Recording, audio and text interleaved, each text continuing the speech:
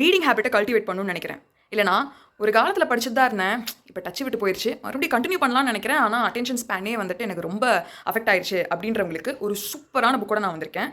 The Hunger Games by Suzanne Collins. சிம்பிளான இங்கிலீஷில் இருக்கும், ஒரு பயங்கரமான ஒரு கதை, பரபரப்பாக போகும். இதுக்கு மேலே என்ன வேணும்? சரி, கதை என்னென்னு பார்த்துடலாமா? இது வந்து ஃபியூச்சரில் நடக்கிற மாதிரியான ஒரு கதை.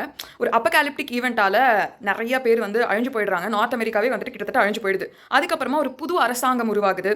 ஒரு புது ரூல்ஸோட மறுபடியும் ஒரு சொசைட்டி கிரியேட் ஆகி மக்கள்லாம் வந்துட்டு வந்துட்டு இருக்காங்க.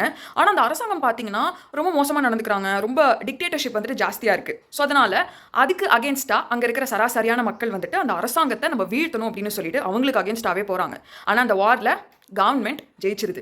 இதுக்கு மேலே எவனுமே இந்த மாதிரி வந்துட்டு நான் ப்ரொடெஸ்ட் பண்ணுறேன், கவர்மெண்ட்டை எதுக்குறேன் அப்படின்னு சொல்லிட்டு யாருமே எங்களை பகச்சிக்க கூடாது. எங்களை பகச்சிக்கிட்டா என்ன ஆகும் அப்படின்றத எல்லாருமே ஞாபகம் வச்சுக்கணும் அப்படின்றதுக்காக ஹங்கர் கேம்ஸ் அப்படின்ற ஒரு கொடூரமான கேமை எல்லா வருஷமும் இவங்க கண்டக்ட் பண்ணிட்டு வராங்க. அப்படி என்ன இந்த கேமில் இருக்குது அப்படின்னு கேட்டிங்கன்னா, இந்த ஊரில் இந்த சொசைட்டியில் பார்த்தீங்கன்னா அமெரிக்காவில் மொத்தம் 13 டிஸ்ட்ரிக்ட்ஸ் இருக்குது. அதில் இந்த 13வது மாவட்டத்துக்கு ஏதோ ஆயிடுச்சு. நிறைய ரூமர்ஸ் இருக்குது, அது அழிஞ்சு போயிடுச்சுன்றாங்க. என்னன்னு வந்து கன்ஃபார்மாக தெரியல.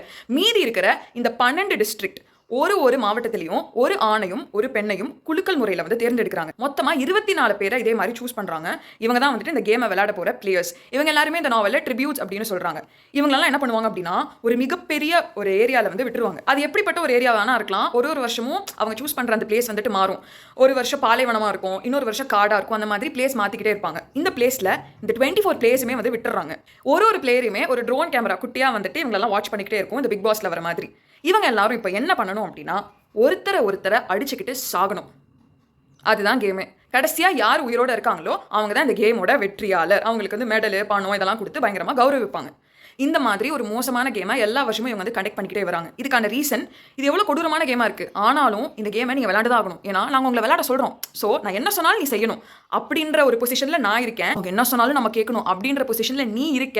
இப்படின்றத மக்கள் மறந்துடக்கூடாது அப்படின்றதுக்காக ஒரு வருஷமும் இந்த கேமை வந்து கண்டக்ட் பண்ணிக்கிட்டே இருக்காங்க. இதுதான் இந்த புக்கோட மெயின் பிளாட். இது ஒரு டிஸ்டோபியன் நாவல். ஸோ நம்ம கதை ஆரம்பிக்கும் போது இயர் பார்த்தீங்கன்னா 2174 ஹங்கர் கேம்ஸ் வந்து ஸ்டார்ட் ஆகிறதா இருக்குது. இதில் வந்துட்டு நம்ம கதையோட கதாநாயகியான கேட்னிஸ் வந்துட்டு குலுக்கல் முறையில் அவங்களோட தங்கச்சி செலக்ட் ஆகுறாங்க. ஆனால் நம்ம தங்கச்சி ரொம்ப சின்ன பொண்ணாச்சு, அவளை எப்படி இதுக்கெல்லாம் விடுறது அப்படின்னு சொல்லிட்டு இவங்க என் தங்கச்சிக்கு பதிலாக நான் வாலண்டியர் பண்ணுறேன் அப்படின்னு சொல்லிட்டு அந்த கேமில் பார்ட்டிசிபேட் பண்ணுவாங்க. அந்த கேமில் அவங்க ஜெயிப்பாங்களா தோப்பாங்களா, அவங்க மைண்டுக்குள்ளே என்ன மாதிரியான விஷயங்கள்லாம் போகுது, ஸோ ஒரு டிக்டேட்டர்ஷிப், ஒரு மோசமான அரசாங்கம், அவங்களை எதிர்த்து நம்மளால் ஒன்றுமே பண்ண முடியாது அப்படின்ற சொசைட்டி எப்படி இருக்கும் அப்படின்ற எல்லா விஷயமே வந்துட்டு நம்ம இந்த புக்கில் பார்க்கலாம். இந்த புக்கை பற்றி இன்னும் நிறையா பேசணும். நான் முடிஞ்ச ஒரு டீட்டெயில்டான வீடியோ போடுறேன். இப்போ நான் ஷார்ட்ஸ் எடுக்கிறேன் அப்படின்றதுனால என்னால் எல்லாத்தையுமே கவர் பண்ண முடியல. தொடர்ந்து இந்த மாதிரியான புக் ரெக்கமெண்டேஷன்ஸ் உங்களுக்கு வேணும் அப்படின்னா நம்ம சேனலை ஃபாலோ பண்ணுங்கள்.